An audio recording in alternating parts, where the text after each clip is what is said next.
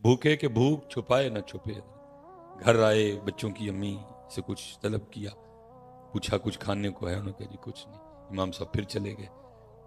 اب وہ بچوں کی امی سے بھی نہیں دیکھا گیا، وہ کیا کیا انہوں نے، محلے میں کسی گھر گئیں، تھوڑا سا آٹا مانگ لائیں کہ جب ہمارا آٹا آئے گا تو ہم آپ کو دے دیں گے۔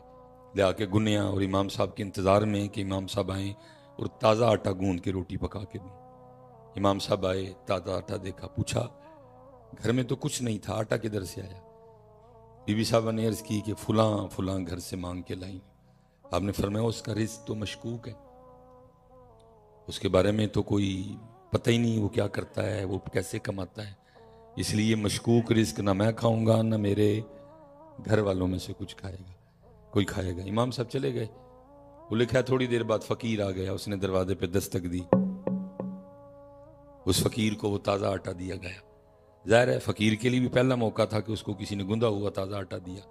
تو اس نے کہا یہ کیا معاملہ، کہ انہوں نے کہا جی امام صاحب کہہ رہے ہیں کہ یہ جن سے آٹا لایا گیا ہے مشکوک ہے، اس لیے نہ میں کھاؤں گا نہ میرے گھر والوں میں سے کوئی کھائے گا، تو پھر تو لے جا۔ انہوں نے کہا جڑا آٹا میرے امام نے نہیں کھانا میں بھی نہیں کھانا ہے۔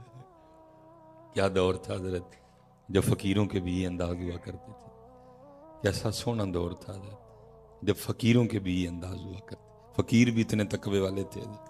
ہاں جی، اب امام صاحب نے بھی نہیں کھانا، گھر والے نے بھی نہیں کھانا، فقیر نے بھی نہیں کھانا، کرنا کی آٹے کا؟ اس لیے لکھا ہے کہ اس آٹے کو دریائے دجلہ میں پھینکوا دیا گیا۔ امام صاحب واپس تشریف لائے، آٹا نہیں ملا، پوچھے آٹا کتے گیا؟ انہوں نے کہا جی تسی بھی نہیں کھانا، اسی بھی نہیں کھانا۔ فقیر نے کیا، وہ کہتا میں بھی نہیں کھانا، تو ہم نے دجلہ میں پھینکوا دیا۔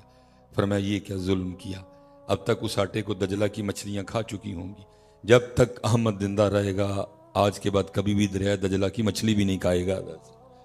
یہ پتر معیار تھے ان کے، لیکن کیا ہے، ادھا دسیا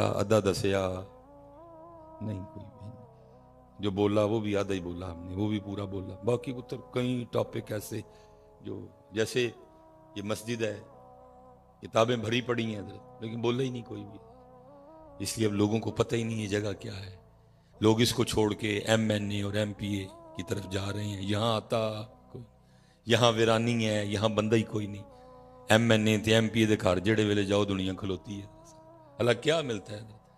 میاں صاحب نے کمال لکھ دیا، فرمایا مانگت کولو منگن والا،